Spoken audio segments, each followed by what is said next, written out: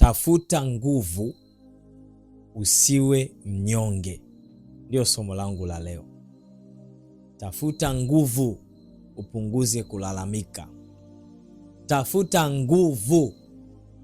Tafuta nguvu mpendwa. Tafuta nguvu. Unajua kuna watu wanaamini ya kwamba ukiwa maskini unaenda mbinguni. Alafu kuna watu wanaamini ya kwamba ukiwa tajiri, utajiri wako sio halali. Hii ni dhana mbaya sana. Dhana mbaya sana kuwahi kutokea. Yaani ni kitu ambacho hakina maana kabisa ni hiki. Nataka nikupe siri moja. Motoni, yani kwenye jehanamu ya moto, watakuwepo matajiri, watakuwepo na maskini. Na mbinguni katika utakatifu wa Mungu mwenyewe hivyo hivyo. Kutakuwepo na matajiri, kutakuwepo na masikini. Yaani utajiri sio tiketi ya kwenda mahali popote mbinguni au motoni. Wala umasikini sio tiketi ya kwenda mahali popote mbinguni ama motoni. Shalom shalom. Tumsifu Yesu Kristo. Shalom shalom. Bwana Yesu asifiwe. Tumsifu Yesu Kristo. Nimeanza na kusema jambo hili makusudi ili upate kunielewa kwamba kuna kitu kama watu hawakielewi. Yaani unakutana tena Wakristo ni wengi sana wanali tatizo. Yaani anafikiri ya kwamba kuwa masikini, yani kuwa fukara ndio tiketi yake ya kwenda mbinguni. Nisikilize mpendwa. Hapana. Hapana. Utajiri na mali vyote ni vya Mungu mwenyewe. Mungu amiliki umasikini. Hakuna mahali Mungu amesema anamiliki umasikini. Lakini neno la Mungu linasema utajiri na mali vyote ni vya Mungu. Tunaambiwa Yesu alikubali kuwa masikini ili sisi tuwe matajiri. Sikiliza. Usifikiri utajiri ni wa rohoni tu. La hasha.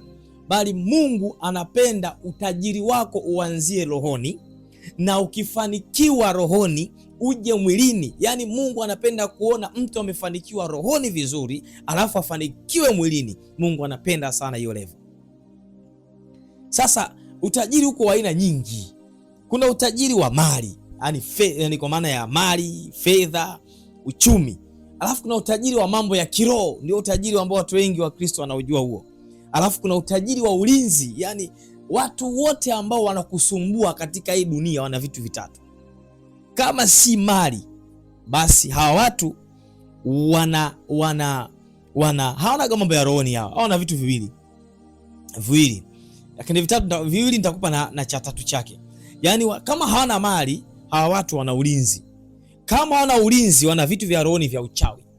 Yaani ukiona mtu anatamba sana, yani kiburi, jeuri sana, vitu hivi anavyo. Mtu yote mbaya anayekunyanyasa wewe, ujue sio kwa sababu yake, ni kwa sababu ya vitu anavyovimiliki. Watu wengi wamekuwa wakorofi, watu wengi wamekuwa watata, watu wengi wamekuwa hawana nidhamu, wanadharau watu wengine, sio kwa sababu yao. Ndio kinaitwa kiburi cha uzima. Lakini alikwambia nani? Mtu ana kiburi cha uzima asiwe na kitu. Si watu watakusukumia huko uende mbali. Watu wanaokusumbua katika ulimwengu ni kwa sababu wanazo nguvu. Sasa cha kushangaza ni watu wa mataifa ndio wanazo nguvu. Ni jambo la kushangaza kabisa kabisa kabisa. Watu wa mataifa ndio wanazo nguvu kwa sababu wanajua nguvu zinapatikana wapi. Halafu watu ambao tunamjua Kristo tunakosa kuwa na nguvu, hali ya kuwa tunajua hizo ndizo nguvu zenye mamlaka na uweza kuliko nguvu nyingine yoyote. Yaani aliyekuwa na nguvu ya kimungu, hakuna nguvu itakayokusumbua wewe yoyote ile, kwa sababu hiyo ndio nguvu ya mwisho. Sasa hii sijui nifananishe na kitu gani. Yaani mtu unamiliki vitu alafu unatawaliwa. Mungu alikuumba umiliki na kutawala. Cha ajabu unamiliki na kutawaliwa. Yaani unamiliki vitu ni vya kwako, lakini unatawaliwa. Na vile vitu ambavyo unavimiliki wanavitumia wengine. Muombe Roho Mtakatifu akusaidie sana. Nami namuomba Mungu akusaidie sana. Na Roho Mtakatifu akupe mafunuo kupitia somo hili. Tafuta nguvu, usiwe mnyonge, lakini vile vile tafuta nguvu, uache kulalamika. Yaani unataka kuona kana kwamba dini, unataka kuona kana kwamba mafundisho, unataka kumuona kana kwamba Yesu yeye kazi yake ni kudiri au kuhusika na watu ambao hawana kitu. Wewe ndio unaona sawa sawa kwamba mimi namwamini Yesu, mimi na utajiri wa rohoni. Ndio, utajiri wa rohoni unao, lakini Mungu anataka tuwe na utajiri wa rohoni na wa mwilini. Ndio maana mtu anapojichanganya mchawi tunafyeka.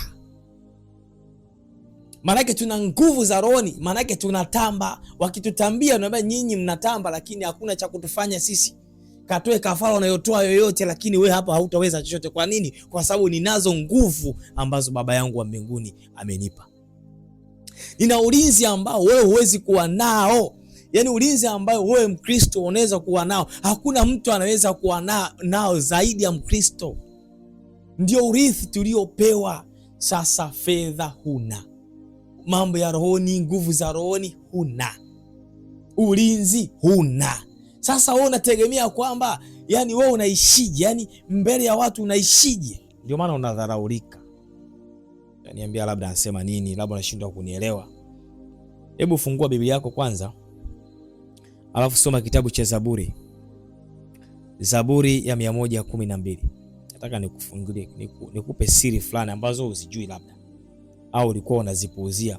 Zaburi ya 112 aya 3.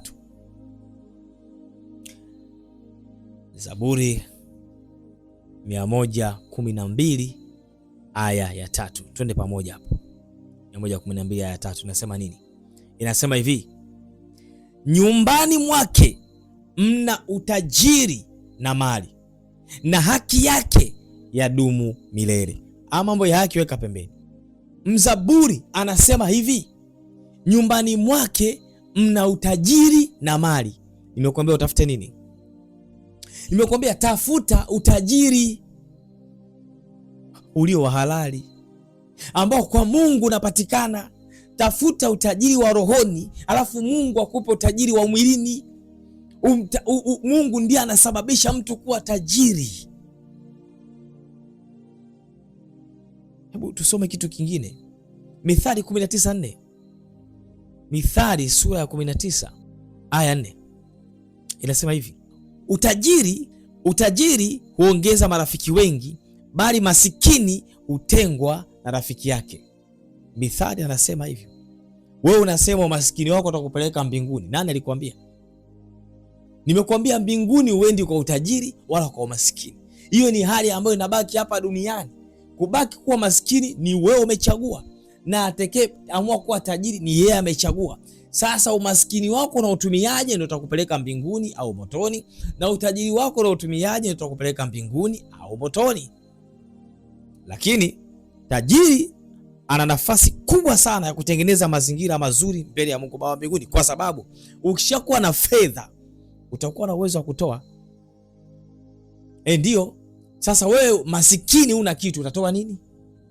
Unang'ang'ania kusema kwamba mimi natoa rohoni. Sijakataa, lakini sikiliza, angalia kitabu cha Mithali kinachosema masikini atafanya nini? Masikini hutengwa na rafiki yake. Neno masikini kwa Mungu halitakiwi. Na ndio maana Mungu hajasema mimi ni masikini, nasema utajiri na mali vyote ni vyatoka kwa Mungu. Lakini unaona kitabu cha Zaburi kinatuambia vile vile, kwa maana utajiri uko wapi? Upo kwa Mungu. Kwa nini Mungu anajitanabaisha kwamba yeye ni tajiri, alafu wewe mwana mrithi wa kifalme unasema wewe ni masikini? Kwa nini?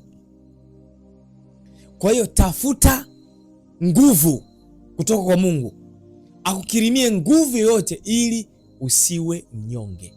Yaani wakisema utajiri upo, wakisema mambo za nguvu za rohoni upo. Wakija wachawi na watwanga, waganga wanawatwanga. Kwa sababu gani? Una nguvu za rohoni. Wakisema ulinzi upo. Vyote vinapatikana mbinguni. Yaani vitu ambavyo wanakusumbua navyo hapo mtaani, au washirikina sio yake na nane ambao wanakusumbua. Maana huwezi kuwa Mkristo na mali za halali ukamsumbua mtu, kwa sababu tuliumbwa ili tumiliki na kutawala. Tuimiliki dunia na kutawala viumbe vyote. Hakuna Mkristo aliumbwa, alitumwa akamiliki mwenzie. Kwa hiyo kama unaona kuna mtu anakusumbua na utajiri wake, aidha na nguvu zake za kichawi. Huo ni uovu, huo ni ushirikina. Sasa wasikusumbue, kwa sababu Yesu yupo ambaye anaweza kukutajirisha. Haleluya.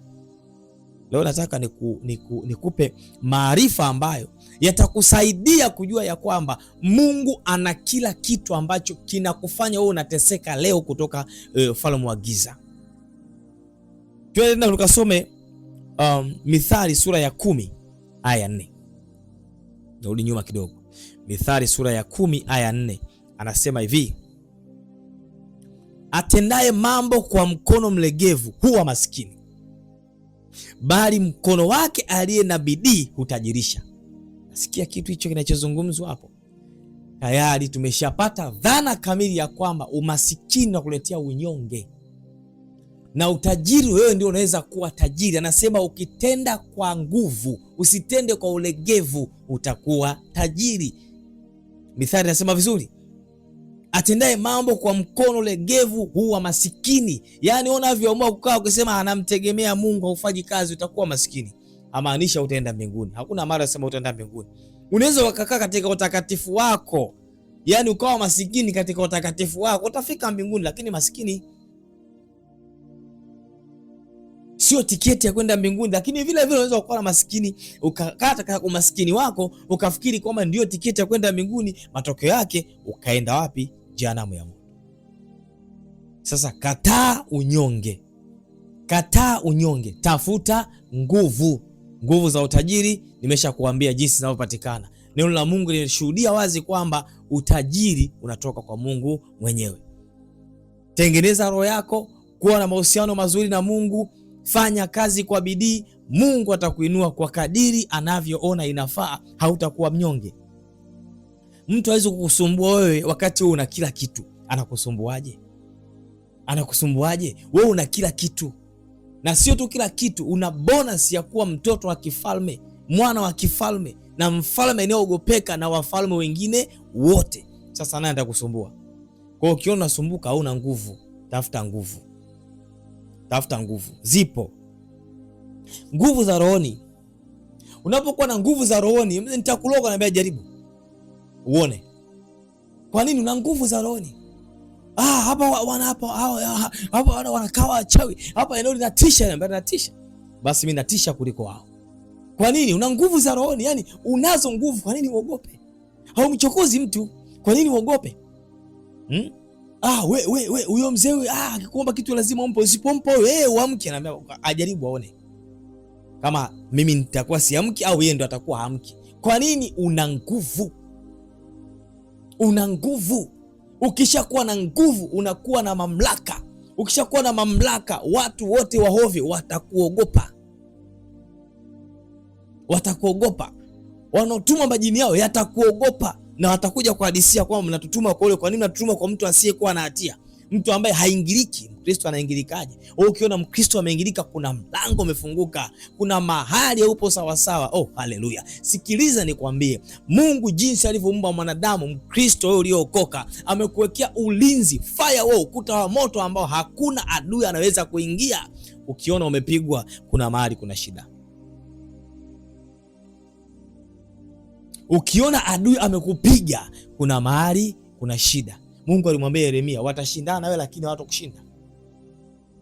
Isaya 54:17 inasema kila silaha itakayofanyika juu yako haitafanikiwa, na kila ulimi utakaoinuka kuhukumu utahukumu kuwa mkosa. Yaani kila neno atakalotamka baya, wewe ndio utalibadilisha litakuwa baya kwao. Kila mshale utakaorusha kwako hautafika. Sio kwamba hatarusha, watarusha, lakini utafanya nini? Hautafika. Na huo ndio urithi ambao Mungu amewapa watumishi wake. Wewe unafeli wapi? Tafuta nguvu. Tafuta nguvu. Yaani ukishakuwa na nguvu, huwezi kuishi kinyonge. Na watu watakujua kwamba yule usimchezee. Hauwezi kuishi kinyonge sababu unajua Yesu, Mungu wa mbinguni, yupo pamoja na mimi. Malaika zake wako pamoja na mimi. Kwa nini nikose amani? Unaishi kwa amani, unaishi kwa kujitawala, unaishi kwa kumiliki kule ambako Yesu anasema tumeumbwa tumiliki na kutawala. Sasa una nguvu, unategemea nini? Utapigwa. Hauna nguvu, tegemea kufanya nini? Kupigwa. Ukitafuta nguvu za rohoni, ukitafuta nguvu za rohoni, utaelewa kwamba wewe ni nani. Ndio maana kuna watu yani wao hawanaga kitu, yani mali hawana. Ukiwatazama hivi mali hawana, na unaona kama vile ulinzi hawana, yani kama wapo, lakini utasikia yule mzee hatari sana na anatamba mtaani. Kwa nini? Ana nguvu za rohoni za giza, ndizo anazotamba nazo. Sasa wewe una mamlaka, una upanga wa Roho Mtakatifu ambao unaweza kufyeka kila aina ya nguvu na mamlaka ambayo wao wanayo yako juu yako. Ndio maana umepewa kumiliki na kutawala. Nini kinakushinda kutawala? Hauna nguvu. Tafuta nguvu. Tafuta nguvu. Ulinzi. Kuna watu wana ulinzi bwana. Waangalie mtu mwenye bunduki alivyokuwa na jeuri. Wewe, angalia wewe, takupasua. Nini? Yaani sio yeye, kilichopo pale pembeni yake ndio kinachompa kiburi. Lakini mbele ya Mungu hakuna ulinzi ulio mkubwa, ulinzi ulio bora kuliko ulinzi ambao Mungu anampatia mwanadamu. Mungu akikulinda wewe hakuna kitakachofanyika. Angalia Yosefu na Bikira Maria, jinsi Mungu aliwalinda. Nani aliwagusa? Ukiona kuna mahali umetingishwa, ujue wewe ndio umesababisha, sio Mungu. Mungu anapokulinda na kulinda kweli kweli, na ikiwa ni kwa ajili ya sifa na utukufu wa Mungu, yanaweza kutokea, lakini kinyume na hapo haiwezi kutokea. Huo ni ulinzi wa nani? Wa Mungu. Bunduki, unaweza ukapiga bunduki yako isifanye kazi. Kwenye ulinzi wa Mungu unaweza ukafikiri masiara. Wapo watu wengi walindwa na bunduki ikashindikana. Mimi mmoja wao nisha kutoa shuhuda. Mimi nimesha kutafuta na bunduki ikashindikana. Mungu alikataa. Nini? Ulinzi. Tuma makombola majini ya kila yana yanapigwa, lakini Mungu anakataa. Nini? Ulinzi. Mungu ndio mwenye ulinzi nambari 1 duniani na mbinguni. Hakuna ulinzi mwingine ambao unaweza kukusaidia wewe. Zaburi 127 inasema nini? Bwana asipolinda mji, walindao wanafanya nini? Wanakesha bure. Manake mlinzi mkuu ni Mungu. Sio hizo fensi zako za umeme. Sio wale washika bunduki hao. Hao wamekaa wanaangalia mali zako tu, wanakutunzia mali. Hawalindi. Mungu ndiye analinda. Ndio maana Mungu akiruhusu litokee, litatokea hata kama umeweka ulinzi wa aina gani. Na unaona mifano duniani inatokea. Mungu anaonyesha kwamba mimi ndio mlinzi namba 1. Kama mtu aliweza kuingia na bunduki ikulu ya White House, akataka kufanya mashambulizi kama yale, ndipo unapoelewa kwamba Mungu ndiye anayelinda. Aliingiaje? Alifikaje? Unaelewa vizuri. Sasa eneo kama lile ambalo lina ulinzi wa namna ile, eneo lina ulinzi mkubwa, lakini mambo kama haya yanaweza kutokea kwa kiasi kile. Ile ni ishara Mungu anasema mimi ndiye ninayelinda kila kitu. Mungu ndiye analinda kila kitu. Sasa ulinzi ukiwa nao, lazima unatembea kifua mbele. Isaya 41:10. Fungua kitabu chako, soma Isaya sura 41 aya 10. Tunaongelea kwa habari ya ulinzi. Aya 10 inasema nini? Anasema, usiogope kwa maana mimi ni pamoja nawe. Usifadhaike kwa maana mimi ni Mungu wako. Nitakutia nguvu, naam, nitakusaidia, naam, nitakushika kwa mkono wa kulia wa haki yangu. Nani anasema hivyo? Usiogope, usifadhaike, yani usihofie chochote. Ndio neno nasema hapa, usiogope kwa maana mimi ni pamoja nawe. Usifadhaike. Ulinzi. Manake Mungu anapokuwa pamoja na wewe, hauwezi kufadhaika, hauwezi kuogopa dhoruba ya aina yoyote. Sio tu ulinzi watu kukulinda, hata dhoruba. Yesu alisema bahari nyamaze, ikanyamaza. Ulinzi. Mara ngapi wafuasi wa Yesu wamekutana na dhoruba, lakini Yesu alipokuwepo walizama? Hawakuzama. Yaani Mungu ataruhusu dhoruba, lakini watasema hii inaisha, hii haina shida. Niko na ulinzi, siwezi kuzama mimi kwenye dhoruba namna hii, kwa sababu Mungu ndiye anayenilinda. Kwa nini nizame? Ulinzi. Tafuta nguvu, usiishi kinyonge. Tafuta nguvu ili usikae kinyonge. Wewe Mkristo, kwa nini unakubali kuonewa? Yetu anakuambia nyumba hii hapa kuna mganga tunakaa naye humu ndani, kwa hiyo usipigepige nyimbo zako za dini. Haleluya, haleluya. Yaani na wewe unaogopa kabisa kuwasha redio yako eti kwa sababu nyumba unayokaa kuna mganga. Nisikilize mtu wa Mungu, mganga ni nani kwa Yesu? Mganga ni nani kwa Mungu? Mchawi ni nani kwa Yesu? Mchawi ni nani kwa Mungu ambaye anaweza kushindana na upanga wa Bwana akashinda? Ni nani anaweza kushindana na upanga wa Bwana akashinda? Neno la Mungu linasema watashindana na wewe lakini hawatakushinda. Yeremia anaambiwa na Mungu, neno langu si kama moto, neno langu si kama nyundo linaloweza kuvunja mawe vipande vipande. Neno la Mungu, neno la Mungu, neno la Mungu linaharibu. Neno la Mungu ni zaidi ya upanga wao wote ukatao kuwili, unaweza kuzigawanya nafsi na roho. Wewe unaogopa nini? Unaogopa nini? Ulinzi, yani ni hofu. Shetani anakupa hofu ili akutishie. Nisikilize nikwambie, ukiwa na nguvu au waganga watajua unazo nguvu, kwa sababu kabla ya kufanya chochote wanafanyaga majaribio. Wakijaribu wanapata majibu. Mungu anapokulinda, maana yake kila anayejaribu kufanya jambo la uovu anakutana na majibu kabla hujafanya chochote, hujaomba wala hujahusika naye, anakutana na majibu. Ule mkongoto anaopigwa anasema pale sio pa kujaribu. Haleluya. Tafuta nguvu. Usidharau, usipuuze. Unakaa kinyonge kwa sababu ya nguvu. Hauna nguvu. Watu wanakuonea kwa sababu wanajua hauna nguvu. Nguvu zote kwa Mungu nimekuambia zipo. Anayekutisha kwa uchawi, kuna upanga wa Bwana ambao unadili na uchawi. Anayekutisha na utajiri, tajiri mwenyewe ni Mungu mwenyewe. Hata utajiri alionao huyo kwa sababu Mungu ameruhusu awe nayo, sio kwa sababu ya uganga wake. Waganga waenda kwa waganga kuwa matajiri, maana yake Mungu ameruhusu huyu alienda kwa mganga awe tajiri. Kaamua tu kumhurumia na mtazama tu kwamba wewe nakupa nafasi. Hana muda wa kutamba kwa sababu ni Mungu ndiye anaruhusu kila kitu. Wewe uliye na Mungu ndiye unahangaika. Wewe uliye na Mungu ndiye unasota. Wewe uliye na Mungu ndiye unapigwa kila aina ya kipigo. Mungu akusaidie na Mungu atusaidie pia, ili tuweze kutambua maana na umuhimu wa kuwa na nguvu. Tafuta nguvu, usiishi kinyonge. Mungu akubariki sana. Mungu akubariki sana. Mungu akubariki sana. Ulikuwa na mimi mtumishi wa Mungu Norbert Simoni Mpunga. Kwa niaba ya timu nzima Mikono ya Kristo, nasema mikono ya Kristo kwa neno la maarifa. Hadi wakati mwingine, bye bye.